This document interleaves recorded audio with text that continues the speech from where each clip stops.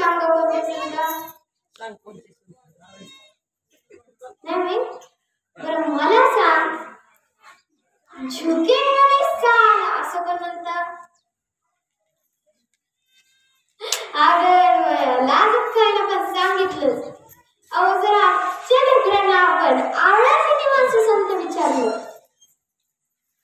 तर आपण लाजतो आपण सांगत नाही परंतु त्याऐवजी जर आपल्याला पुष्कळ उत्तर असणारा प्रश्न विचारला की आपण मोठ्याने सांगतो तरी आमची शोकांती काय तर घेतलेली हवी ज्ञानियांचे ज्ञानराज आळंदी निवास संत थोर संत असे ज्ञानेश्वर यांच्या ज्ञानेश्वरीतील अध्याय 144वी ओवी या प्रवचन करिता घेतलेले आहे परिसभा सव्यासाची मूर्ती लावणे देहाची खंत करीती कर्माची ते गाढवे गाव बरं या ओवीमध्ये नेमकी आपल्याला ज्ञानेश्वर माऊली काय बरं सांगू इच्छितात त्यांनी ही ओवी का बरे लिहिली तर ते आपल्याला या ओवी मार्फत सांगतात की जर भगवंताने या परमेश्वराने जर आपल्याला नर देह दिलेला आहे दोन डोळे दोन कान दोन हात दोन पाय दिलेले हे आपल्याला भेटलेले असून आपण कामाचा कंटाळा करतो आणि मग जे अशा कामाचा कंटाळा करतात ज्यांना नर देह लागलेला हा देह मिळालेला देखील असून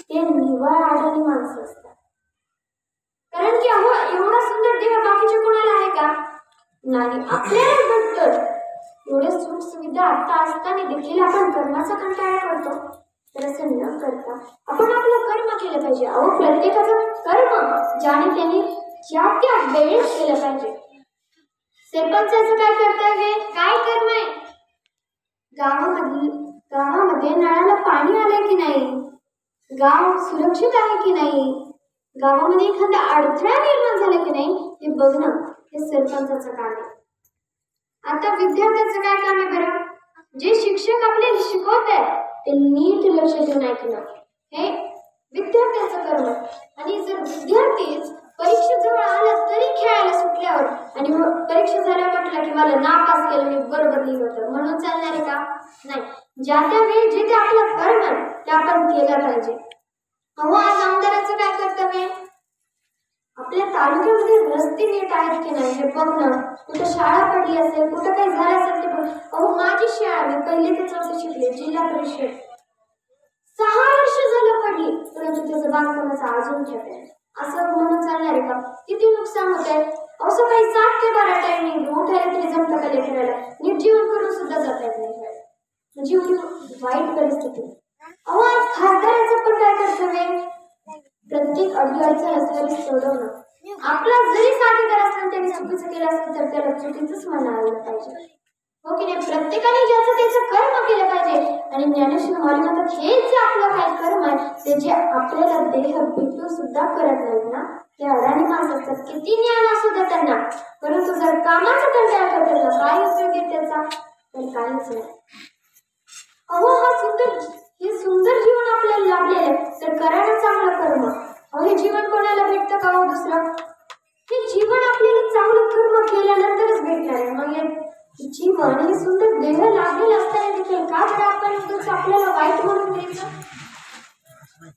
म्हणून आपण जीवन हे सुंदर येते अजून चांगल्या प्रकारे करायला पाहिजे अहो सुख काय केव्हाही भोगता येतं पण दुःख पचवता आलं पाहिजे आज काय कोणीही करतं पण पुण्य करता आलं पाहिजे ताट काय कोणीही राहतं पण कधीतरी झुकता आलं पाहिजे शहाण्याचं सोंग घेऊन वेडवता आलं पाहिजे आणि कशाला बळी न पडता आनंदी जीवन जगता आलं पाहिजे अहो आपल्याला जगण्याची लढाई तुम्ही काय भासणार आहे पण ती उणी भरता आली पाहिजे हास्य आणि अश्रूचा मिलाप करून आनंदाने जीवन जगता आलं पाहिजे अहो या जीवनामध्ये राहत असताना आपण स्वतःचं दुःख विसरून इतरांच्या दुःखात सामील झालं पाहिजे आणि इतरांच्या मनात समाधान आणि गालावर हसू आणणं म्हणजेच आपलं जीवन असतं अहो त्यांना त्रास देऊन आपलं जीवन चांगलं होणार आहे का तर नाही अहो हे जीवन तुम्ही पण विचार केलाय का हो खऱ्या अर्थाने केव्हा सुंदर होणार आहे तर तेव्हाच जेव्हा तुम्ही कर्म चांगलं कराल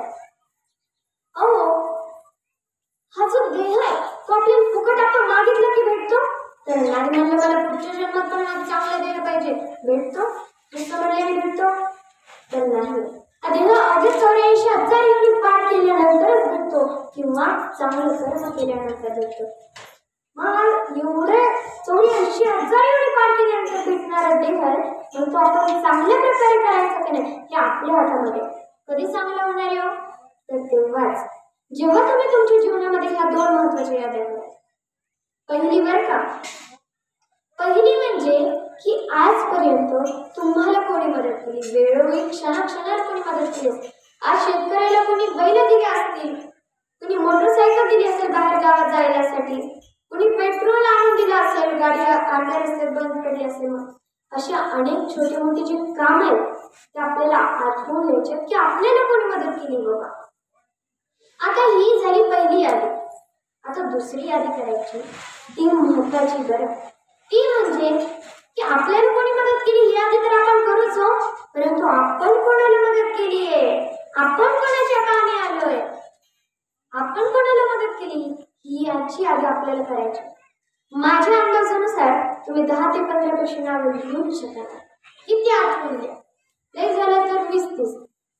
परंतु जर आपल्याला कोणी मदत केली ही यादी जर हातभर होत असेल ना, तर आपण कोणाला मदत केली ही यादी जेव्हा 2 हातभर होणार तेव्हाच म्हणायचं की आपलं जीवन सुंदर झालं आणि त्याच क्षणाला आपलं जीवन सुंदर होणार.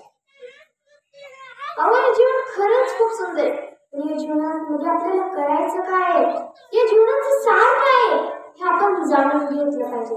जर हे जाणून घेऊन जगलो ना तर खूप सुंदर हो जीवन.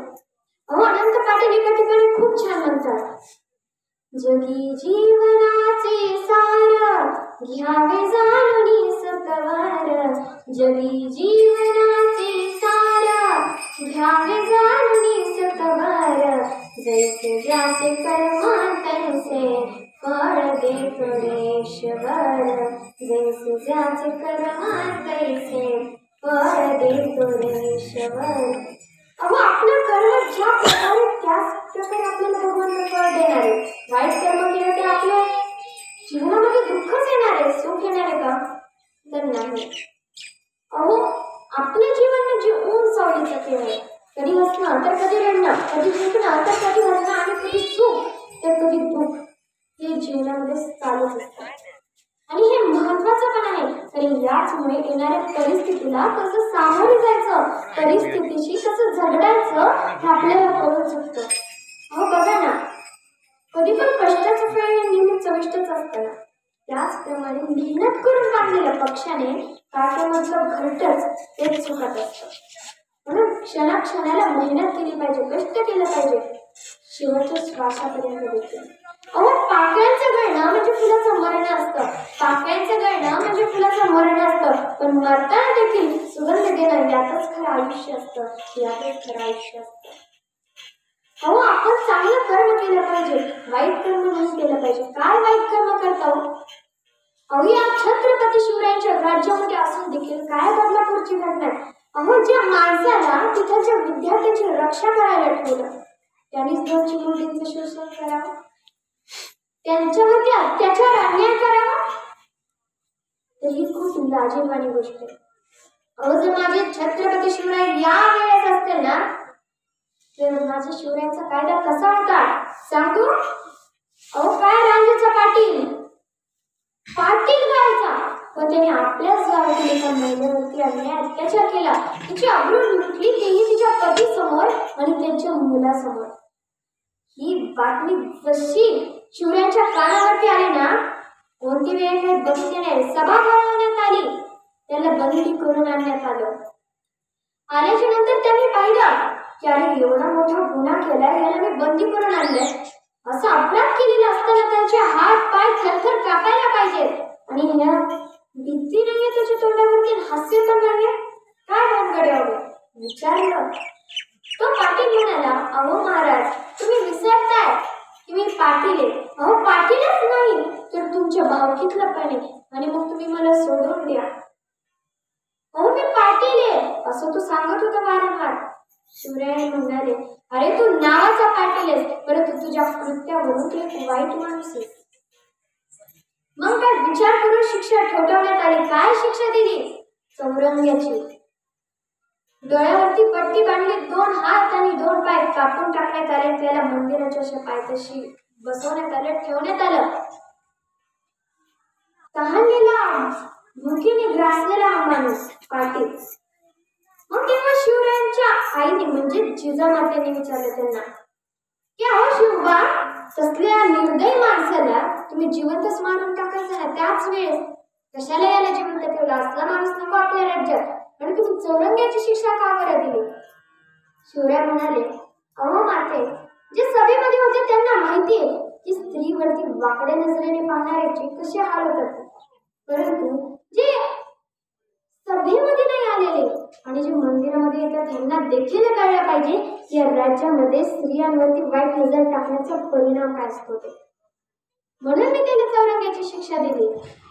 म्हणजे अहो या शिवरायांच्या राज्यामध्ये असून देखील वाईट प्रकार न घडताय ती खूप लाजिरवाणी गोष्ट आहे. शिवरायांना लाजवणारी पण गोष्ट आहे. अहो चिमुकली गेली विश्वासाने ते मंदिर होते ज्ञानाचे. चिमुकली गेली विश्वासाने ते मंदिर होते ज्ञानाचे. आई बाप निश्चित होते कारण लेख होते अभिमानाचे, कारण लेख होते अभिमानाचे. निष्पाप अजंत्या चिमुरडीवर नराधमाची नजर पडली. निष्पाप अजंत्या चिमुरडीवर नराधमाची नजर पडली. आदर्श त्या शाळेत माणुसकीला कलंक असणारी घटना घडली. माणुसकीला कलंक असणारी घटना घडली. इवल्याशा जीवावर हात टाकताना त्याला लाज का नाही वाटली?